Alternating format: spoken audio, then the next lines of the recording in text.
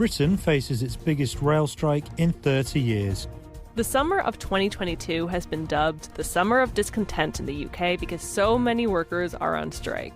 If you are a Marxist, then you're into revolution and into bringing down capitalism. So are you or aren't you? In this segment of Good Morning Britain, Richard Madeley interviewed Mick Lynch, the General Secretary of the National Union of Rail, Maritime and Transport Workers. Richard, you do come up with the most remarkable twaddle sometimes. Now, I'm not a Marxist. I'm an elected official of the RMT. I'm a working-class bloke leading a trade union dispute about jobs, pay and conditions of service. Trade unions may be striking now, but they aren't as powerful politically as they used to be. In 1978 and 79, a series of strikes in the freezing winter was called the Winter of Discontent. Berwick Street Market in central London. This 12-foot-high pile is part of 2 weeks' rubbish just from the market. And this is the rest, piled outside the local refuse depot. Like others in central London, it's been closed now for 2 weeks because of the dustmen's indefinite strike.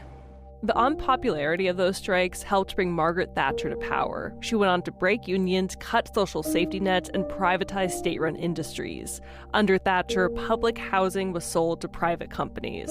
We've moved from a welfare state that was really celebrated to a we don't give a toss state. That's Yvette Williams, a longtime organizer and co-founder of the campaign called Justice for Grenfell. She says democracy in the UK is untruthful. Money really rules the world and defines who you are and your place in it. The current strikes are one example of people trying to change that. The Grenfell fire is an example of what happens when certain people go unheard by political leaders. I think we're being sold a dud. And they are changes that can easily be made, but people never give power. They never give it up. You need to fight for it. And that fight is usually long, dirty, and played with delays. Delay tactics are really useful in keeping people in their place. Residents in the Grenfell Tower lived in the borough of Kensington and Chelsea, one of the wealthiest areas in England. But the tower sits in North Kensington, one of the most deprived parts of the country. The fire started inside a kitchen, and its combustible cladding acted as fuel. Residents were told to stay inside. Williams lives 5 minutes away and raced to the building at 1 a.m. We stood outside for absolutely hours. No authority turned up. No government agency made themselves known on the ground, apart from the emergency services. You can't unsee.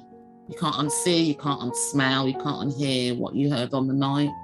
An inquiry into the disaster found that the government had failed to respond to warnings about the risk of the cladding years before the fire.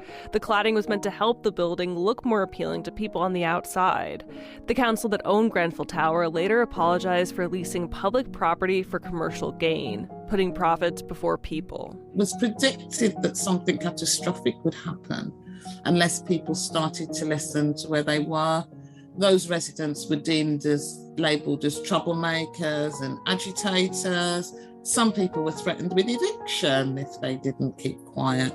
Residents and community members like Yvette Williams still want accountability and criminal charges. In 2018, inspired by the film Three Billboards Outside Ebbing, Missouri, they paraded billboards that read, "And still no arrest," and "How come?"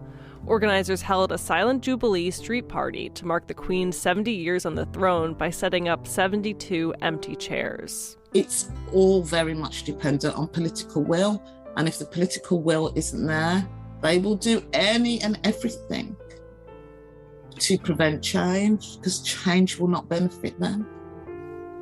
Dozens of buildings in England still have the same kind of cladding that made the Grenfell Tower so deadly. As for addressing income inequality, a few years ago, a report from the Institute for Fiscal Studies warned that inequality in the UK was getting so bad it was starting to catch up to the United States. For Philosophy Talk, I'm Holly J. McDede.